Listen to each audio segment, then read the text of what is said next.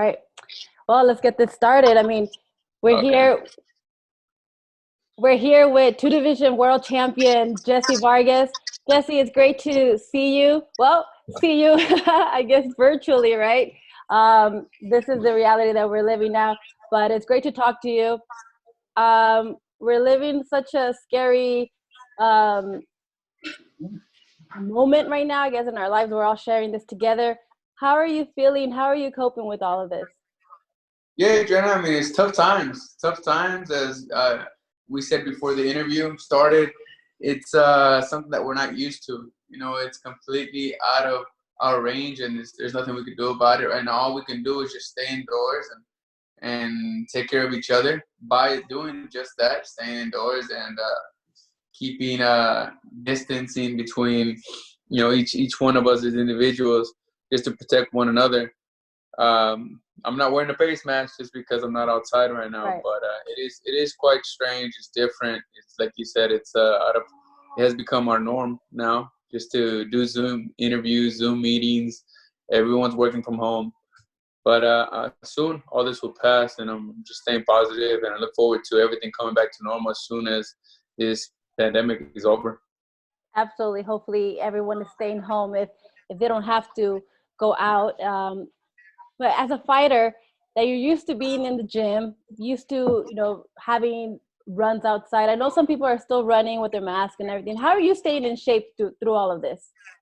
Well, I have a gym here in my home, so I stay in shape there. I mean, I got a treadmill, I have a boxing bag, I got some weights and equipment that I use on my daily routine. Thankfully, I fought on February 29th, right before this pandemic began. I was able to give the fans a good night of boxing right before it all began, right before boxing shut down for a bit. So I wasn't in training once the pandemic came in. I was just relaxing, taking some time off, enjoying my family. And that was extended because of this pandemic. It was extended, and it feels like I'm right back in training camp. Just being at home, training at home every now and then, staying in shape, watching some TV, reading some books, playing some puzzles, because we all have to find something to do. And I have a 9-year-old daughter, and what we do is we either do puzzles together, we'll play volleyball in the backyard, I'll play some baseball with her. I mean, we all need to find something to do, something to keep us busy, something to keep us active, whether it's training. I mean, you still got the rest of the day after you training to either play games, watch a movie, read a book, play puzzles. I mean, there's so many things out there. I mean, we've been playing a lot of board games at home with my sisters and my parents. So it's been, I mean, nice quality time. I think that's what we all need to see it.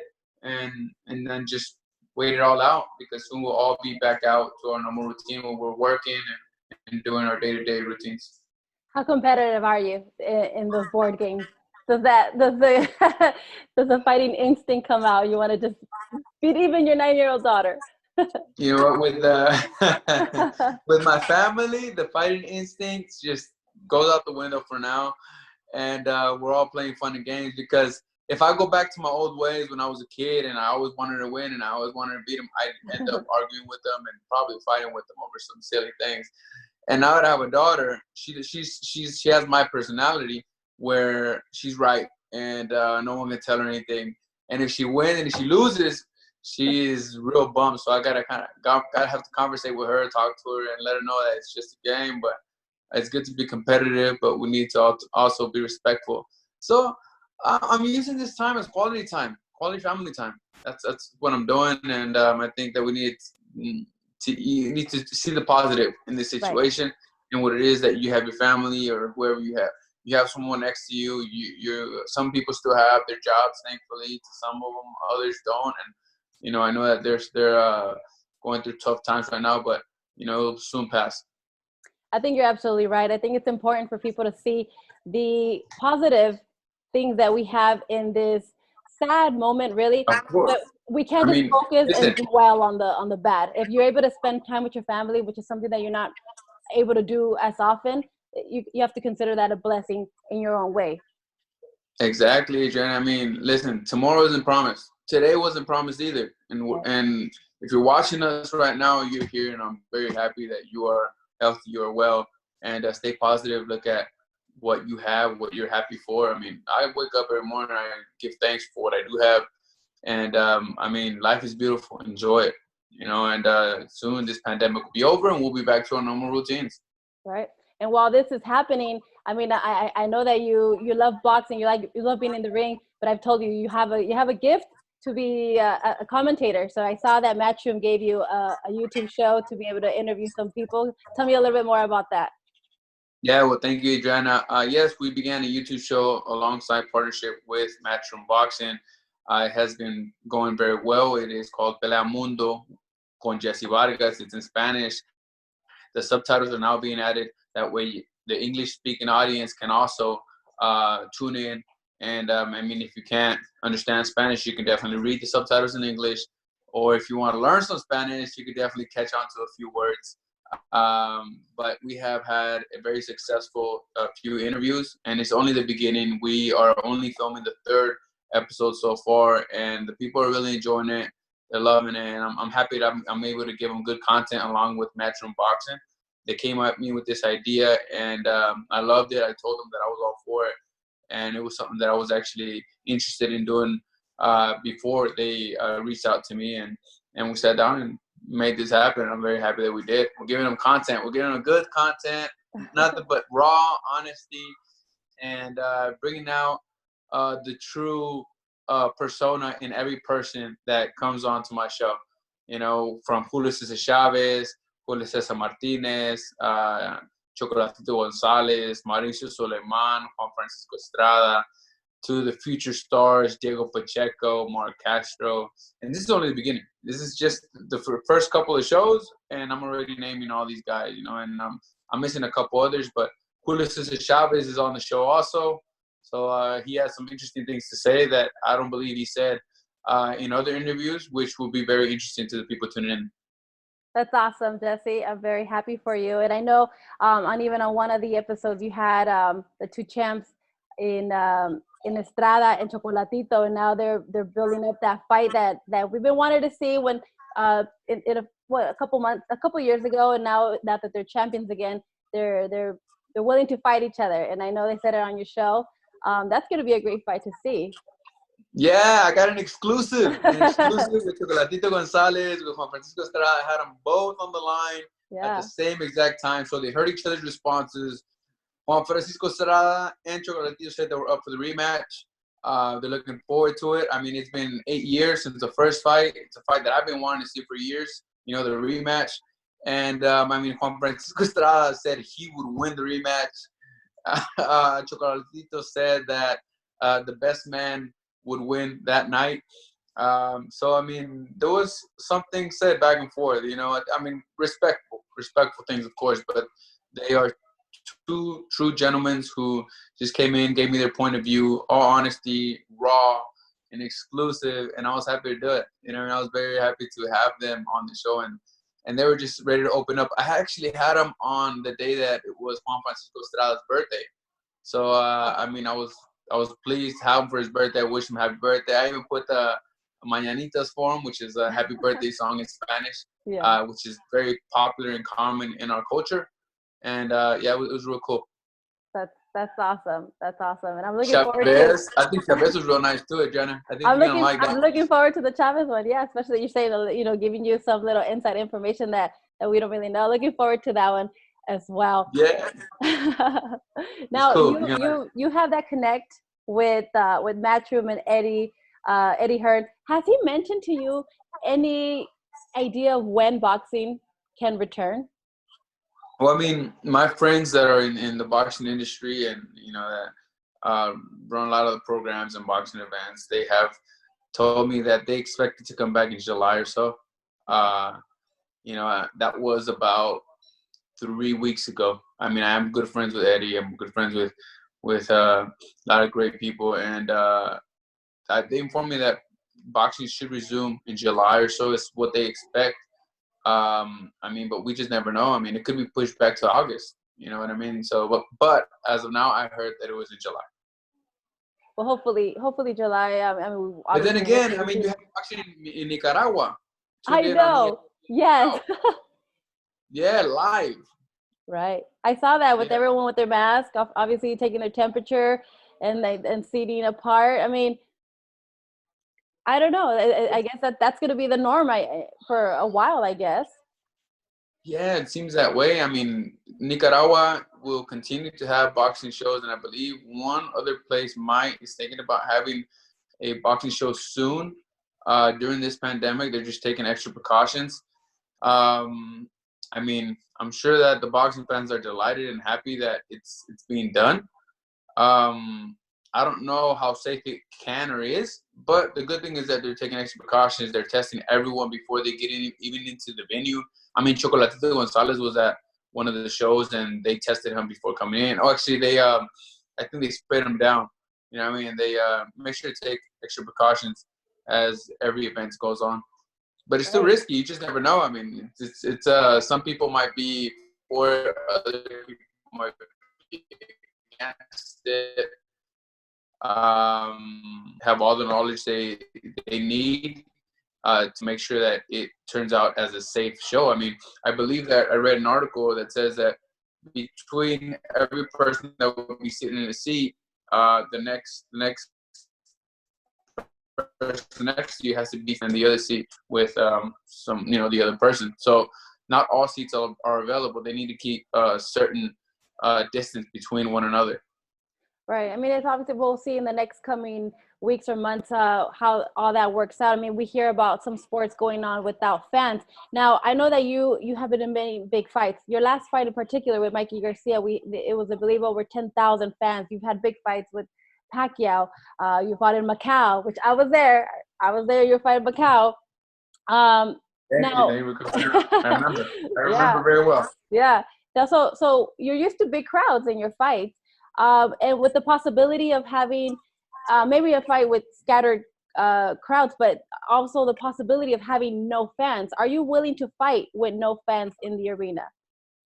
I am willing to fight with no fans in the arena, but I would prefer to wait it out and to fight when the audience could actually be there, because the people that will be in there cheering for you, going crazy, screaming, Jessie or for the opponent. I mean, it's just unrelatable, you know what I mean? I mean, no one else, you can't ever experience that unless you're there. So I would say that I would prefer to wait it out, and I'm sure that it will be under control very soon. But then again, in a fight now, at least you would give the fans, your fans, good fights while they are in quarantine. They don't have nowhere to go, no place to go, not much to do. At least we can give them that. So in a way, it's not a bad idea, because you give your fans something positive, an hour of positivity. You give them 45 minutes of just a spectacular show. You give them entertainment. So if you look back, I never really thought about it until now you're asking me. I mean, you're actually giving the fans, joy to see you fight, to see you entertain them. So I guess I would have to think about it. I mean, regardless, I'm not coming back until September at least. That would be the soonest. And if there's no fans and fans can't go to the actual fight, you know what I mean, the events, then I'd be willing to do it on television solely without the audience present. But then again, it would seem like a sparring match. You know what I mean? It would feel like you're just in there sparring your opponent, and then that's it. I'm sure you understand how it is, because when you go to a boxing gym, they're having a sparring session. It's just silent. It's quiet. All you hear is one trainer saying, "Throw the left, throw the right, watch out," and then the other trainer saying, "Yes, keep going," right? And that's about it. No one else is chanting. No one else is screaming. So it would seem as a sparring session. It would be very different.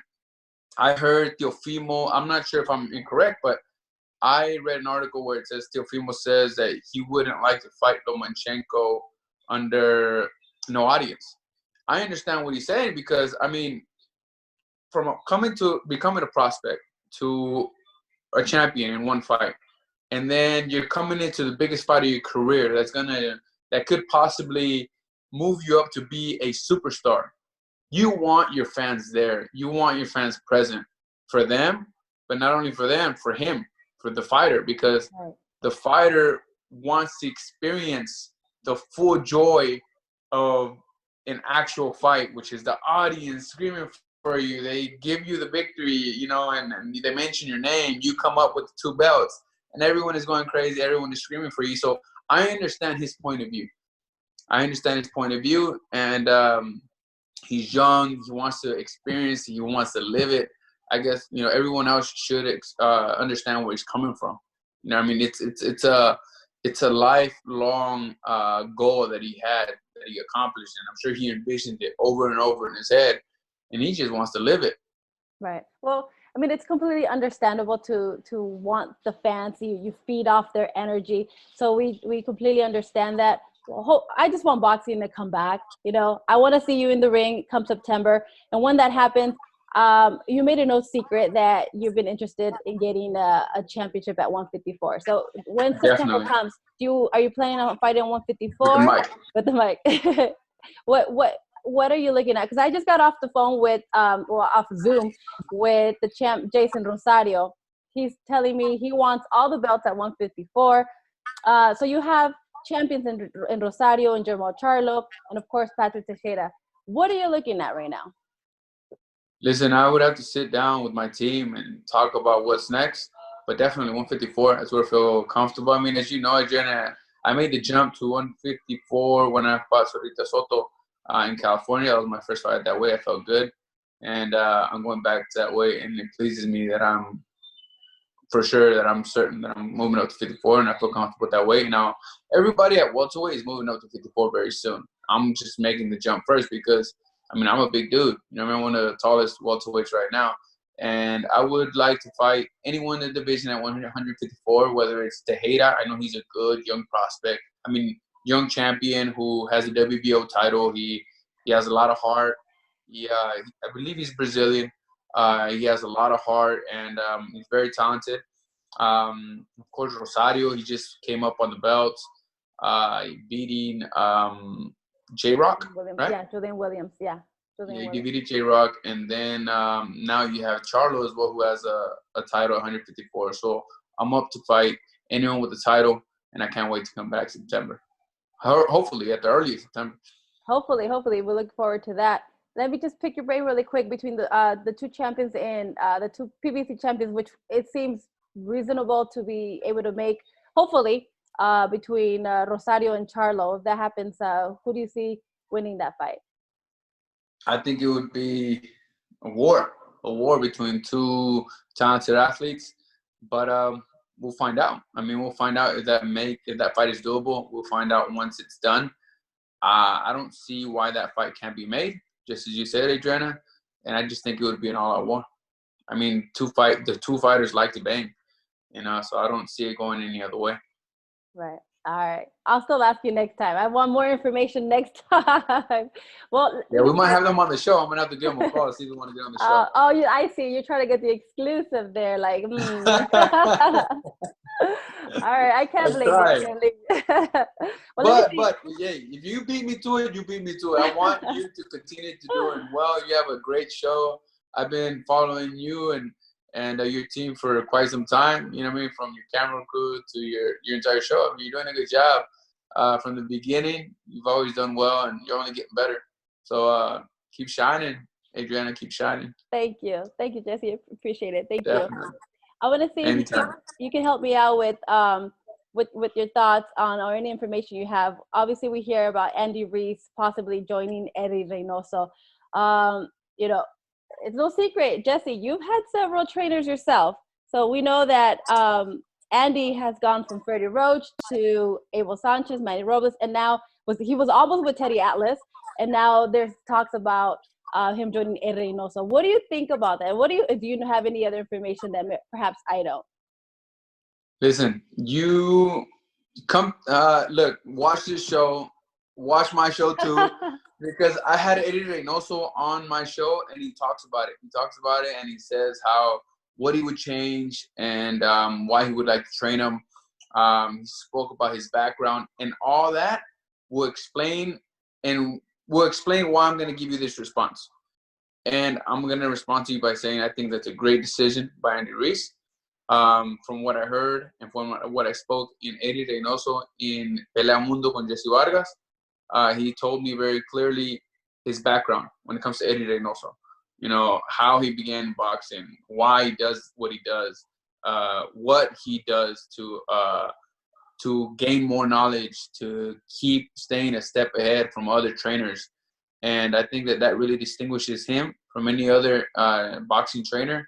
And I think it's a great decision for, I don't know who's training him right now. I honestly don't. But if he would, I think he was good with Manny Robles. I thought it was a good, Manny is a really good trainer in my eyes as well. But if he's going to make a jump, I mean, he's going from one great trainer to another great trainer. I'm sure I know that he learned a lot from Manny Robles, and I know that he's going to learn a lot from Eddie Reynoso if that's what's next for him. But both trainers are very good. I know Eddie, I know Manny, and I have a lot of respect for both trainers. I think Eddie's a great trainer, and also Manny. So it's hard for me to say, but you would hear it on my interview in Pelea Mundo con Jessie Vargas on the Matchroom channel. Jesse, I gotta congratulate you. Excellent plug right there. Perfect. No, you guys definitely, yes, definitely check out his show, because it's some great guests and some good content. We need to find out exactly what Eddie Reynoso said, but I'm telling you, every time I talk to you, I'll say like, "How you doing?" And you give me a 5-minute answer, telling me all the answers of the fights that I want to know and everything. Plugging your show. Doing great. You and I are cool. So we can just talk for hours. Yeah. And hours, Yeah. I mean, you just have that about you. You know, you have that about you where you can just get up close with the fighters and just, you know, have a simple conversation, and one simple conversation can lead to another and another and another. Yeah. Thank you, Jesse. I mean, I feel really comfortable with you too. So it's great. Thank you for coming to the show. I actually have one more question for you before I let you go. The fight before this pandemic started that was talked about, after your fight, they started mentioning Manny Pacquiao versus Mikey Garcia. Obviously, you faced both of them already. It was a hard-fought battle with Pacquiao, and it was a very close decision against Garcia. Who do you give the edge to in this fight? This fight, that's an interesting question. Listen, if I would have to choose, I mean, I know both guys. Both guys are cool. I respect both of them. Me being in the ring, though, with both guys, I would have to say that Manny has an edge. Manny has an edge. Then again, he is older. He is an older man. He's 41? Or close to 41. So I would have to. I like Manny. I like Mikey, but I think Manny has an edge of advantage just because of his experience. And if anything affects him, it's his age. But I think when it comes to experience and speed, Manny has him. So you mentioned speed. When it comes to power and speed, do you give the edge, both of them, to Manny Pacquiao? When it comes to power, I say both fighters are pretty powerful. The only thing is this: the difference with Manny is that Manny's fast. Like you don't see the punches coming. So what can hurt you is his speed, because when you don't see a punch, that's what can put you down. Now, as for Mikey, he likes to put a lot of power behind his shots, and he does have a solid punch. I think he's a solid punch. He has a solid punch. That's the best way to put it. You know, solid. Once he lands, you feel it. And with Manny, I mean, it's just you won't see it. You know, you just feel it, and then sometimes if it's too late, then that could be dangerous. So it's two different ways of the fighters being offensive. Right. All right. Well, we'll see. We'll see. Hopefully boxing comes back. Like I said, we're all waiting for that moment that boxing returns, and that'd be a great fight. Not sure if that would be possible this year, but I mean, we could cross our fingers and hope that a fight like that happens, and other big fights. I mean, we had now it's Fury Wilder 3. That rematch was going to happen, I believe, in July. Now it's set in October. I mean, what do you think about that? That's a big fight as well. Definitely. I enjoyed the first fight. I loved the second. I enjoyed the first fight. I love the second fight, and I'm going to love the third one because these guys here, they're just so competitive. I mean, between Fury and Wilder, like, they go at it from beginning to end. The second fight, I think Tyson was just ahead of the game, but Wilder he was just looking for that one shot, and it had me just looking like I couldn't leave from watching the fight because I knew that if Wilder connected with that one right hand, it was over. And that's the thing about the heavyweight division. You know, one punch changes everything, and it showed. I mean, Tyson Fury connected with a nasty right hand, which, you know, just automatically made Wilder lose his balance. But anything can happen in the third one because Wilder has the punching power. And the fight being pushed back from July to October actually benefits Wilder because it gives him a little more time to recover from the second fight. You know what I mean? Yeah, yeah. So for that reason, I say it's actually something that's convenient for Wilder. Gives him a little more time to recover from the second fight, and then make him come back in 100% for the third one. Right. And which I'm very much looking forward to. I think it'd be a tough one again. Yeah. Well, I think we're all very looking forward to that fight as well. And I think we're crossing over to the heavyweight division, but I'm going to leave that for another time because I know you and I can talk forever. And the heavyweight division is on fire. I mean, of course, besides Fury and Wilder, there's also Anthony Joshua with the other 3 belts. We still have Andy Ruiz up in the mix there. So we'll leave that for next time, Jessie. I really appreciate you joining me. Thank you so much for sharing. What about Sugar Ramirez? When's he gonna come back? I want to see him fight again. Who? I couldn't hear you. Sugar Ramirez. Ramirez, we gotta talk about him. Yeah, I'm gonna be talking to him. I believe today or tomorrow. So we'll make sure to clarify that. I'm gonna look him up. Tell him I want to know when he's fighting. All right. I'm gonna look up your interview with Zurdo. All right, sounds good. Awesome. Thank you, Jessie. Stay safe. Thank you. Thanks. Bye.